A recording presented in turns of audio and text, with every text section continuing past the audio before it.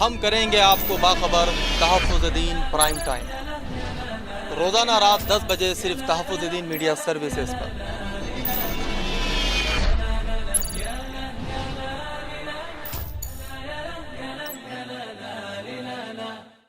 یہ علم و ہنر کا گہوارہ، تاریخ کا وہ شہپارہ ہے، ہر پھول یہاں ایک شعلہ ہے، ہر سرو یہاں مینارہ ہے، خود ساقی کوثر نے رکھی میں خانے کی بنیاد یہاں، خود ساقی کوثر نے رکھی میں خانے کی بنیاد یہاں، تاریخ مرتب کرتی ہے، تاریخ مرتب کرتی ہے، دیوانوں کی روداد یہاں، یہ علم و ہنر کا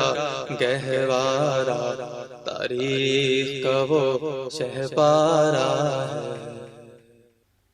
محترم ناظرین کرام، السلام علیکم ورحمۃ اللہ وبرکاتہ۔ میں ہوں سید فاروق احمد، تحفظ دین میڈیا سروسز اور MRF ٹی وی لائف میں آپ کا استقبال کرتا ہوں۔ رات کے 10 بج چکے ہیں اور وقت ہے آپ کے سب سے پسندیدہ پروگرام پرائم ٹائم کا۔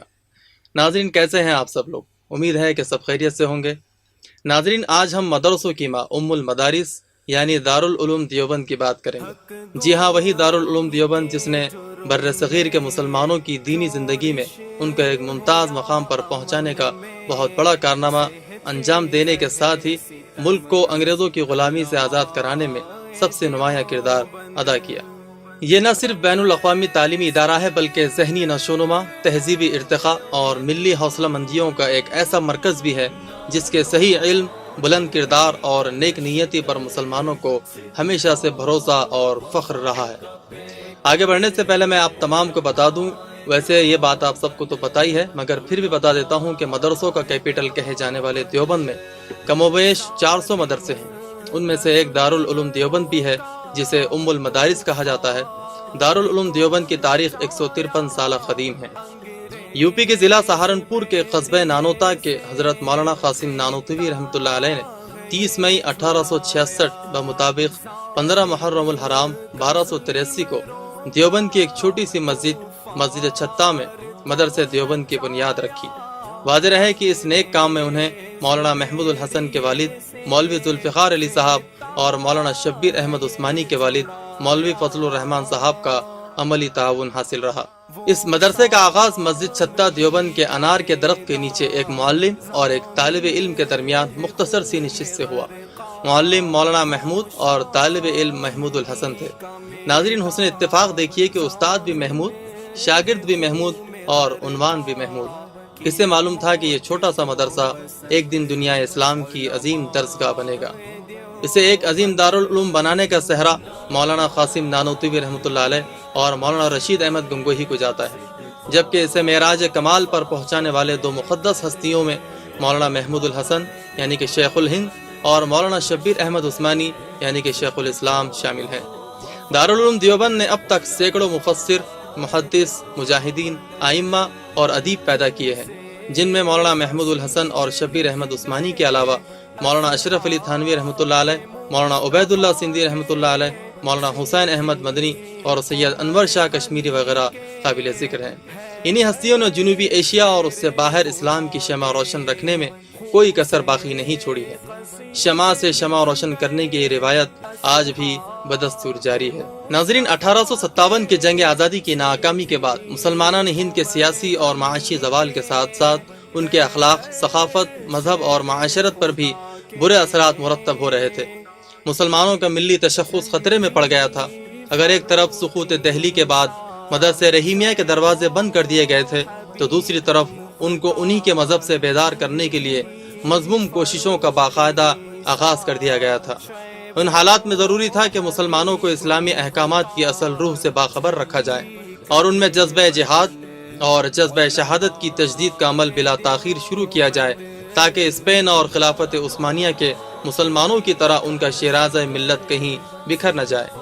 ناظرین، ہندوستان میں مغلیہ سلطنت کے زوال کے بعد جب انگریزوں نے اپنے سیاسی مقصد کے پیش نظر اسلامی علوم و فنون کی قدیم درسگاہوں کو یکسر ختم کر دیا تھا، اس وقت ضرورت تھی کہ نہ صرف اسلامی علوم و فنون اور اسلامی تہذیب کی بقا کے لیے بلکہ مسلمانوں کے دین و ایمان کی حفاظت کے لیے ایک تحریک شروع کی جائے جو مسلمانوں کو الحاد و بے دینی کے فتنے سے محفوظ رکھ سکے۔ اس وقت اسلام کے تحفظ کی تمام تر ذمہ داری علماء کرام کے کندھوں پر تھی، کیونکہ اسلامی حکومت کا شیرازہ بکھر چکا تھا۔ سب کے سب بس ایک امید کے ساتھ خدا وحدہ سے دعا گو تھے کہ وہ ان کے دین و ایمان کی حفاظت کے لیے کوئی لشکر بھیج دے۔ خدا کا شکر ہے کہ اس وقت علماء کرام نے اپنا فرض انجام دینے میں کوئی کوتاہی نہیں کی اور مسلمانوں کی تمام تر توقعات دارالعلوم دیوبند کے ذریعے کچھ حد تک ضرور پوری ہوئی۔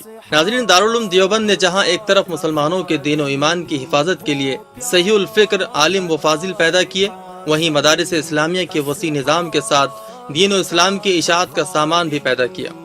بر صغیر کی پچھلی 150 سالہ دینی و سماجی تاریخ پر نظر دوڑائیں تو معلوم ہوگا کہ بر صغیر کے مسلمانوں کی زندگی میں سب سے زیادہ مثبت اثر دارالعلوم دیوبند کی تحریک سے پیدا ہوا، اور مسلمانوں کی اجتماعی زندگی میں سب سے زیادہ حصہ علماء دیوبند کی علمی و دینی کاوشوں کا ہے۔ ناظرین، ہندوستان میں انگریزی تسلط کے بعد عیسائی مشنری بر صغیر میں اس گمان سے داخل ہوئی کہ وہ ایک فاتح قوم ہے۔ مفتو قوم فاتح قوم کی تہذیب کو آسانی سے قبول کر لیتی ہے۔ انہوں نے پوری کوشش کی کہ مسلمانوں کے دل و دماغ سے اسلام کے تہذیبی نقوش مٹا دے یا کم از کم انہیں بہکا دے تاکہ بعد میں انہیں اپنے اندر شامل کر لیا جائے، اور اگر وہ عیسائی نہ بن سکے تو وہ اتنا تو ہو سکے کہ وہ مسلمان بھی نہ رہ جائے۔ اس محاذ پر دارالعلوم اور اکابر دیوبند نے عیسائی مشنری اور مسیحی مبلغین سے پوری علمی قوت سے ٹکر لی، اور نہ صرف علم و استدلال سے ان کے حملے پسپا کر دیے بلکہ عیسائی تہذیب اور ان کے مذہبی ماخذ پر کھلی تنقید کی۔ یاد رہے کہ غیر مسلم مبلغین، جن میں خصوصی طور پر آریہ سماج کے پنڈت اور دیگر مبلغین اسلام پر حملہ آور ہوئے تھے، ایسے میں ان کے ناپاک عزائم کو ناپاک بنانے میں علماء دیوبند کی قربانیاں اور خدمات ساری دنیا کے لیے مشعل راہ ہیں، جس میں خصوصی طور پر مولانا محمد قاسم نانوتوی رحمۃ اللہ علیہ، مولانا رحمۃ اللہ کیرانوی، حضرت مولانا رشید احمد گنگوہی، حضرت مولانا خلیل احمد محدث سہارنپوری، حضرت حکیم الامت مولانا اشرف علی تھانوی وغیرہ کی خدمات اور ان کے مناظروں سے ساری دنیا واقف ہے۔ تقسیم ہند کے قیامت خیز حالات میں جبکہ بر صغیر کا اکثر حصہ خون کے دریا میں ڈوب گیا تھا، اس ہولناک دور میں بھی شدھیکرن و سنگٹھن کے نام سے مسلمانوں کو مرتد کرنے کی ایمان سوز تحریک برپا کی گئی تھی۔ اس موقع پر بھی علماء دیوبند وقت کے خونی منظر سے بے پرواہ ہو کر میدان میں کود پڑے اور خدائے رب العزت کی مدد و نصرت سے ارتداد کے اس سیلاب سے مسلمانوں کو بحفاظت نکال لے گئے۔ تحریک آزادی میں دیوبند کے علماء کرام کی جد و جہد قربانی کو خاص اہمیت حاصل ہے۔ ان کی تحریک اس وقت شروع ہوئی جب ہندوستان کی آزادی کے لیے ملک میں کوئی اور دوسری تحریک شروع نہیں ہوئی تھی۔ ملک کی آزادی کے لیے انہوں نے ہر طرح کی قربانیاں دی، قید و بند کی تکلیفیں برداشت کی، پھانسیاں دی گئی، کالا پانی بھیجے گئے، اس تحریک میں خود حصہ لیا، برادران وطن کو دعوت دی اور ان کے ساتھ مل کر ملک کو آزاد کرانے میں پیش رہے۔ ان حضرات نے ملک کی آزادی کے لیے بہت سی تحریکیں بھی چلائیں اور بہت سی تنظیمیں بھی قائم کی جن کا ملک کی آزادی میں اہم رول رہا ہے۔ ان تحریکوں میں سب سے بہترین تحریک اور بڑی تحریک ریشمی رومال کی تحریک ہے جو بہت مشہور ہے۔ اس کے علاوہ پہلی جنگ عظیم کے بعد 1919 میں کئی ہم خیال سیاسی گروپوں سے مل کر علماء دیوبند نے جمعیت علماء ہند کے نام سے ایک تنظیم قائم کر دی۔ دارالعلوم دیوبند دفاع اسلام کا مضبوط قلعہ ہے جس نے عیسائیت کا مقابلہ کیا، شرک و بدعت کا مقابلہ کیا اور ساتھ ہی قادیانیت جیسے کئی فتنوں کو منہ توڑ جواب دینے میں دیوبند سر فہرست رہا۔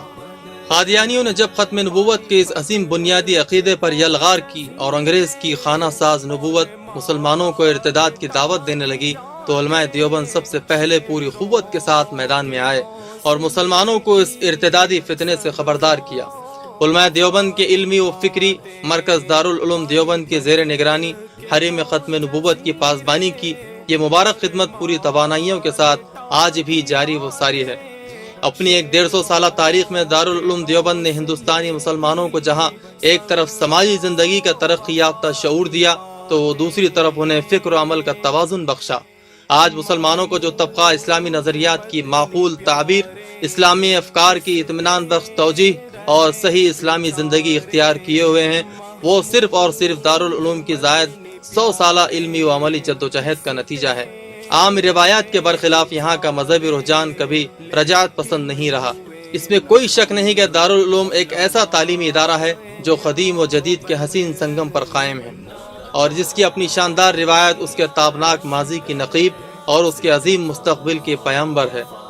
ناظرین، دارالعلوم دیوبند سے جو افراد فارغ ہوئے، انہوں نے تعلیم و تبلیغ، تزکیہ اخلاق، تصنیف و تالیف، فقہ و فتاوی، مناظرہ و خطابت، صحافت و تذکیر اور حکمت و طب میں اور اس کے علاوہ بہت سارے شعبے میں جو بیش بہا خدمات انجام دی ہیں، وہ کسی مخصوص خطے میں محدود نہیں ہیں، بلکہ ہند و پاک کے ہر خطے کے علاوہ بیرون ممالک میں بھی پھیل چکی ہے۔ دارالعلوم دیوبند نے اپنے یوم قیام سے لے کر اب تک بر صغیر کے کونے کونے اور دنیا بھر کے مرکزی اور بڑے شہروں میں اپنے فرزندان رشید کو پہنچا دیا ہے، جو پورے خطے میں آفتاب و مہتاب بن کر چمک رہے ہیں اور مخلوق خدا کو ظلمت و جہالت سے نکال کر نور علم سے مالا مال کر رہے ہیں۔ ناظرین، آخر میں اللہ سے دعا گو ہوں کہ اللہ اس المدارس کی ہر فتنے و شر سے حفاظت فرمائے، اس کے علاوہ تمام مدارس پوری دنیا میں آباد ہے، تمام کو ہر فتنے سے محفوظ رکھے۔ ابھی حال ہی میں داعی اجل کو لبیک کہنے والے دارالعلوم دیوبند کی ایک عظیم ہستی مولانا مفتی سعید احمد صاحب پالن پوری کے درجات کو بلند کرے، ان کی خبر کو نور سے منور کر دے، ہماری اولاد کو دین کا داعی بنائے، ایمان پر خاتمہ بالخیر کرے۔ اللہ آپ کا حامی و ناصر ہو۔ چلیے ناظرین، زندگی باقی تو بات باقی، کل پھر ایک نئے موضوع کے ساتھ ملاقات ہوگی، تب تک کے لیے مجھے اجازت دیجیے۔ اللہ حافظ، جے ہند۔ یہ ہے تحفظ دین اور آپ دیکھ رہے ہیں MRF TV لائیو۔